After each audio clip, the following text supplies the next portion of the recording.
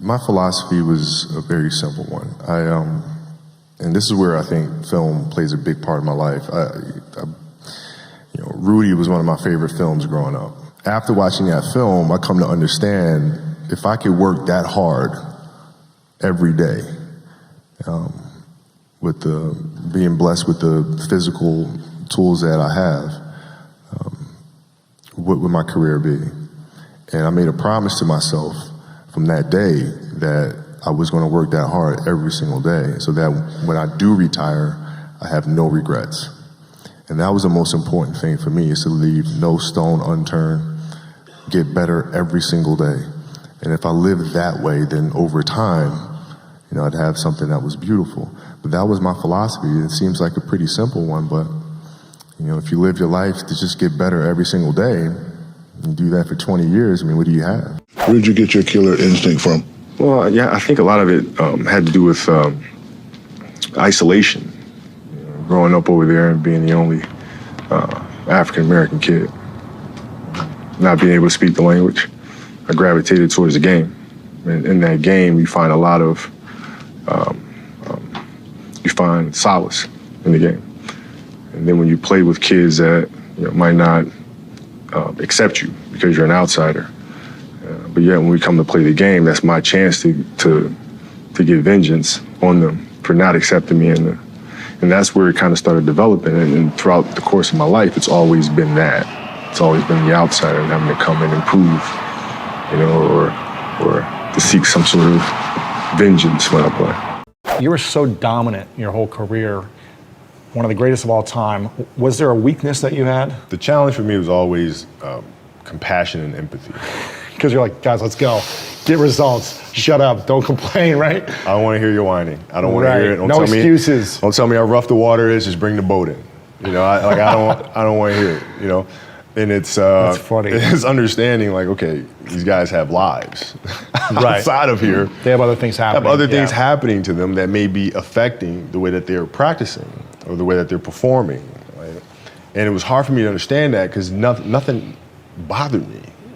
Anything personally, that never fazed me when I played. You compartmentalized it. Very well. So I couldn't understand how my teammates couldn't do that either until so I had to really work on that aspect of it. That's hard. Yeah, it is. In 2006 against the Toronto Raptors, you scored 81 points, which is second only to Wilt Chamberlain's 100 points.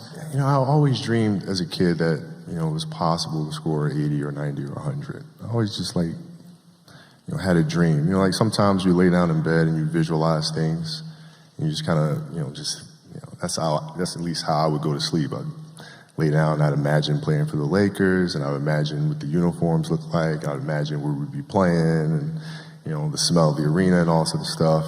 And I would see myself, getting hot, and score 10 straight points. But in a dream, why would you ever interrupt that? You're not going to have a dream and be like, okay, and then he misses his next 6. It's not going to happen. So you just keep dreaming and dreaming and dreaming. And before I go to sleep, I'm at 120 points, And so when you grow up, downloading that into your brain over and over and over. And then, that summer, I made 1,000 shots a day. 1,000, right? That's on top of weight training and my conditioning. I made 1,000 shots, and they weren't just shots. It were shots that you saw in that game. There were specific shots. It was coming out of the corner, going to the pinch post, footwork in the post, coming off the screen. It was very specific. So when you download that into your system and you go out in the court and you're just executing things that you've done thousands of times before and you have that dream, then that becomes possible. Yeah, everything's been, not choreographed, but it's been practiced so many times that it's second nature. There's why reinvent it? I don't understand that. You go out and play the game and you're just trying to create something new. No, this is what I do. This is what I do extremely well. You're gonna have to stop me from doing that. And if you do stop me from doing that, I have a counter to that. Done. Another thing you told me as an 18-year-old, I'm gonna be better than Mike. So I knew it definitely drove you. And it's always gonna be those comparisons when somebody's come before you and you do some. I don't know if you patterned your game after him or not. I don't know if you watched him in high school, but there was a lot of similarities. But I know that day you passed up Michael Jordan, I know you was probably riding in your car You know what, man? I thought I would be. But, like, what happened is when I came in the league and I wanted to take him on, right? I mean, all I heard was, they called him Black Panther, they called him Black Jesus and all this stuff. I said, I want to see what this is about. And, but what happened is that he wound up becoming a big brother to me. I know where you're going. You got to get up quick. If you knew where I was going, why you go for the fake? Mike, after you fake the ball, where else you going to go? You left your feet. Yeah, but where else you going to go? In the game, I go for you. I spun all the way around. I go for these ribs right here. He saw something in me that reminded him a lot of himself when he was coming up. And he took me under his wing a lot and showed me a lot of things, taught me a lot of things, a lot of leadership things. Kobe Bryant passes the great Michael Jordan and moves into third on the NBA's all-time scoring list. So when I passed him up, I remember talking to him afterwards and saying, this is kind of, it's like he's still here. The information and the stuff that he's passed on to me, I'm breathing that spirit back into the game all over again, which is a lot of the reason why I try to do that now for the next generation, because he did that for me. Bill Russell did that for me, Jerry West, and all these guys, but Michael in particular. What does losing feel like to you? It's exciting. Why is it exciting? Because it means you have different ways to get better. There's certain things that you can figure out that you can take advantage of, right? Certain weaknesses that were exposed that you need to shore up, right? So it was exciting. I mean, it sucks to lose. Right. But at the same time, there are answers there if you just look at them. Because you get the information from losing more than from winning, probably. Yeah. I mean, the answers are there when you win, too. You just have to look at them. Yeah. Right? So it's a constant process. It's exciting when you win. It's exciting when you lose, because the process should be exactly the same, whether you win or you lose. As you go back and you look and you find things that you could have done better. You find things that you've done well that worked. You figure out how did they work, why did they work, how can you make them work again? Yeah. And but the hardest thing is to face that stuff. That's a really, really tough challenge. You mean face it, you mean look yourself in the mirror and say, okay, this is how I showed up, or this is what happened. And I'll give you an example. So Katie Lou Samuelson is one of the best college basketball players in the country. She plays at UConn. She's going to be a senior. Right now. Yeah. And she's from Huntington Beach, out here by us. And so she comes down and she works with some of my girls on the team, and she helps coach. And they just had a really tough season last year where they lost to Notre Dame in the final. That's right. Really tough. First loss in years, right? Yeah. And so I asked her, I said, have you watched the Notre Dame game? She was like, no. I said, well, why not? I said, I don't want to watch that. I said, I know you don't, but you're going to play Notre Dame this year, yeah? Yeah. What's the chances you see him again in the final? He goes, well, you probably see him again. I said, well, you can't show up and play them without knowing why you lost that one, right? So, the mistakes that you've made in that game, you have to do the hard stuff and watch that game and study that game to not make those mistakes over and over again just because you weren't brave enough to face it. So she came down to the office. I brought her down to the office and we sat down, we watched that game together. Wow. Right? And you gotta deal with Face it. Gotta deal with it. Face it, learn from it. Wow, it must have been cringing for her to just be like, oh, replaying like we could have won, all these things. That's exactly it, isn't it? If I just did that one thing, exactly if I didn't get that foul, if I was scored that layup. That's exactly right. You're looking at it and say, oh, there's the mismatch. Oh, there's the gap. And all those little things, and it sucks. But you don't want to have that feeling again, do you? Right? So you got to really study it, face it, and not to say you'll win the next time you face it, but at least you'll give yourself a better chance. Yeah. Do you have a mindfulness or meditative practice that you used while you played? Yeah, well, Phil introduced meditation to us when he came to our team in '99, 2000.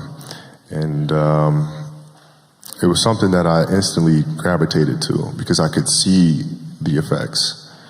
Right? When I used to watch, studying the games, the Bulls teams, and watching their demeanor, watching their composure, playing in a tough place in like Utah doing the finals and being down 17, but everybody was like this. Right? You couldn't tell if they were down 17 or up 20 or a tie game. It never changed. And I was wondering why the hell that is. And that's when I started doing more research. And when Phil came, I immediately gravitated to it and then found myself accepting the challenge of finding what that space is. And for the 81-point game, man, to be honest, I wasn't even thinking about the game. My knee was hurting so much. I didn't know then, but I had a flap of joint of cartilage stuck in my joint line. And so my mind was really trying to go to a place where I don't feel that pain. And the game started, and because of that, I was just in a different space. I wasn't worried about what was to come. I wasn't worried about what just happened. I was just here. And when you're just there in the moment, playing plays right in front of you, your focus is heightened because nothing else matters. And that's the space I've tried to get to. Do you remember what you told me one day in the forum when I first met you? You said you were going to be the finish it for me. What, the greatest player of all time? Yes. You remember you told me that? No, but that sounds something. No, that sounds like something that I would say. you actually said that, and then you actually said, "I'm gonna be the Will Smith of the NBA." This was your really? Yeah, and I was like, "All right, okay." Will Smith. You said. Yeah, times have changed. What are you most proud of from your 20 seasons? Honestly, it sounds may sound a little shallow, but I got to say beating the Celtics in Game 7. That's what I'm most proud of because it was the hardest. You were playing with Rajon Rondo, Paul Pierce, Kevin Garnett, All-stars. Ray Allen, and it was myself, Powell, and the players that other teams didn't want. And how do we figure out as a group what to do? And the reason why I loved that series so much is that we went down 3-2 against Boston. And now you got 2 games coming home. I remember sitting in the locker room, and they beat the crap out of us too that game. So we're sitting in the locker room, and it's really, really quiet. I'm sitting there looking around, and we just lost the Celtics in 08, so this is like revenge, right? And they're kicking our butt again, right? So I sit around, and I just started laughing. And then I remember Derek Fisher looked at me like, and Lamar looked at me and goes, what is funny? I said, dude, they beat the crap out of us. They just beat the crap out. I said, I'm missing the part where that's funny. I said, man, listen, if we start this season and they say, all you have to do is win 2 games at home and you're NBA champ, would you take that?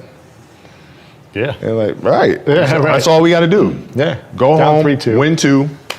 We're NBA champions. All we got to do is win 2 games in a row. That's it. We'll take care of the first game, and I promise you, they're not winning Game 7 on our home floor. It's not happening. And so we all just laughed about it. And then we went out and we figured it out. But that Game 7 we're down 15 points in the fourth quarter, right? And that's when you have to collectively look at each other and say, the spirit of your team must be good. Because at that moment is when teams fracture.